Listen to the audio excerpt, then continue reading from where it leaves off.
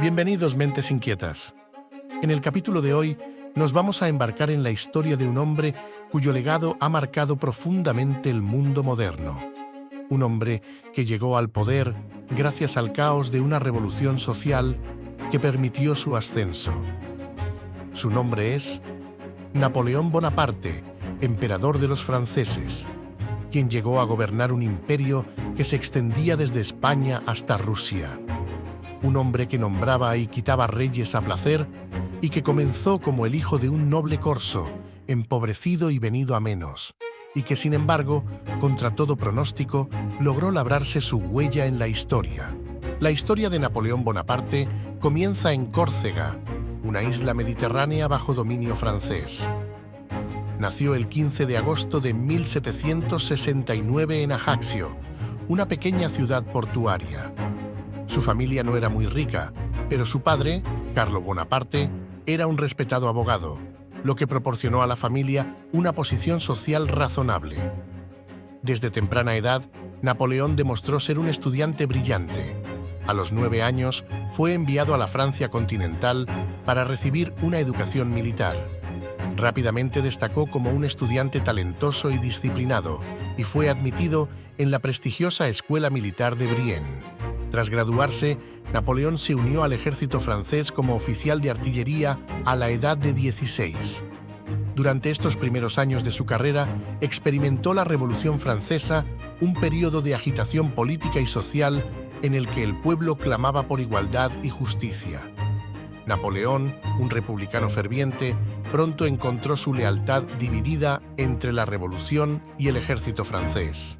Sin embargo, su habilidad táctica se volvió evidente en la defensa de la República Francesa contra los insurgentes realistas en Toulon, ciudad que fue tomada por tropas inglesas, españolas y rebeldes en favor de la restauración de la monarquía en Francia. Toulon era la base de la flota francesa en el Mediterráneo, por lo que su reconquista era fundamental para la supervivencia de la joven república. El joven oficial trazó un plan. Tomó uno de los fuertes que cerraban la bahía de Toulon y situó cañones capaces de disparar contra los barcos enemigos que suministraban provisiones a los sitiados. Estos, por lo tanto, a riesgo de perder su propia flota, se retiraron. Esta victoria le otorgó un reconocimiento temprano y ascendió a teniente coronel a los 24 años. En 1796, una agradecida república nombró a Napoleón comandante del ejército de Italia, su primer mando independiente, un nombramiento que cambiaría su vida y la historia de Europa. Allí, al mando de un ejército francés que hasta entonces había estado mal suministrado y mandado, ya que el frente de Italia se consideraba secundario, se enfrentó al ejército austríaco y sus aliados. Desplegando todo su genio militar, logró una serie de victorias espectaculares e inesperadas. Sus hombres le apodaron el Pequeño Cabo por su juventud y que, aun siendo el líder de la campaña, él mismo bajaba hasta los cañones para apuntarlos hacia las posiciones enemigas. Pero más allá de la fama, estas victorias también le otorgaron poder político y reconocimiento en París. La campaña italiana no solo se trató de conquistar territorio, sino de, derrotando a un poder monárquico, establecer un nuevo orden político basado en los ideales revolucionarios franceses. La fama y la habilidad de Napoleón como líder militar no pasaron desapercibidas para los líderes revolucionarios en París. A su regreso a la capital francesa en 1797, Napoleón se vio envuelto en las luchas políticas de la Revolución. Finalmente, en noviembre de 1799, Napoleón lideró un golpe de Estado conocido como el Golpe de Estado de Brumario. Este evento marcó el ascenso de Napoleón al poder en Francia. Napoleón asumió el cargo de primer cónsul y en la práctica se convirtió en el líder de facto de Francia. A lo largo de su mandato como primer cónsul, implementó una serie de reformas que modernizaron la administración, la economía y el sistema legal francés. Uno de sus logros más duraderos fue el Código Napoleónico, un sistema legal que sirvió de base para muchas legislaciones civiles en todo el mundo.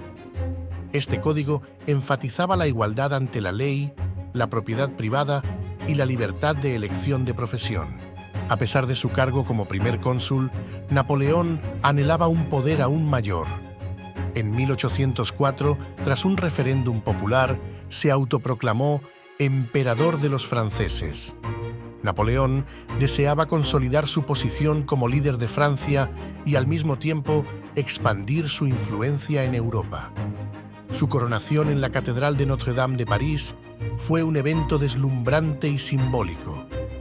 Napoleón se colocó a sí mismo la corona y luego coronó a su esposa, Josefina, en una ceremonia que marcó el renacimiento de la monarquía en Francia. Durante su reinado, lideró una serie de campañas militares que marcaron las conocidas como Guerras Napoleónicas, también llamadas Guerras de la Coalición. Estas fueron una serie de conflictos bélicos que tuvieron lugar entre el Primer Imperio francés y una serie fluctuante de coaliciones de naciones europeas. Fueron en parte una extensión de los conflictos que estallaron a causa de la Revolución Francesa y continuaron a instigación y esfuerzo principal del Reino Unido de Gran Bretaña e Irlanda durante todo el mandato de Napoleón. Estas guerras produjeron un periodo de dominación francesa de la Europa continental. En su apogeo, el imperio napoleónico se extendía desde España hasta Rusia, aunque Napoleón cosechó numerosas victorias notables como Austerlitz y Jena. Poco a poco fue agotado sus recursos y sobreextendiendo su capacidad. El ejército de Napoleón debía mantener frentes abiertos por toda Europa, hasta que en 1812, tras invadir Rusia para forzarla a cumplir con el bloqueo comercial a Inglaterra, y a pesar de tomar su capital, Moscú, Napoleón se vio obligado a retirarse en invierno, sufriendo un gran número de bajas y perdiendo el poder de su Grande Armée. Tras este desastre, Napoleón se encontró en una lucha constante contra una coalición cada vez más unida. Finalmente, en 1814, París cayó y Napoleón fue exiliado a Elba, una pequeña isla entre Córcega e Italia. Parecía que su tiempo en el poder había terminado. Sin embargo, su exilio fue corto. En 1815 escapó de Elba y regresó a Francia en un intento de recuperar el trono. Durante la que se conoció como Campaña de los 100 días, gobernó nuevamente, pero su regreso a Europa provocó una respuesta inmediata de las naciones aliadas. Su destino se selló en la batalla de Waterloo. Napoleón trató de avanzar rápidamente sobre los ejércitos aliados para sorprenderlos y derrotarlos por separado uno a uno. Sin embargo, las fuerzas aliadas bajo el mando del inglés Wellington y el prusiano Blücher derrotaron al ejército francés. Esta derrota marcó el fin de la era napoleónica y su segundo exilio, esta vez a la isla de Santa Helena, una isla del Océano Atlántico ubicada a más de 1.800 kilómetros de distancia de la costa occidental de Angola, en África. Allí, Napoleón pasó sus últimos años exiliado, escribió sus memorias y reflexionó sobre su vida y su legado. Murió en 1821 a la edad de 51 años. Napoleón Bonaparte dejó un legado indeleble en la historia de Europa y el mundo. Su visión, ambición y habilidades militares lo elevaron desde sus humildes comienzos en Córcega hasta convertirse en un emperador poderoso. Su legado perdura en las reformas legales y administrativas que introdujo, las ideas de la Revolución Francesa que propagó allá donde fue, así como en las guerras napoleónicas que transformaron el continente. A lo largo de su vida, Napoleón fue una figura polarizadora, un reformador y un conquistador, un genio militar y un autócrata. Su influencia en la política, la cultura y la historia europea es innegable. Su vida y carrera siguen siendo objeto de fascinación y debate, lo que demuestra el impacto duradero de este hombre que una vez soñó con gobernar un continente entero. Gracias por acompañarnos en La Mente Inquieta, tu puerta a la curiosidad intelectual. Esperamos que hayáis disfrutado explorando el tema de hoy con nosotros.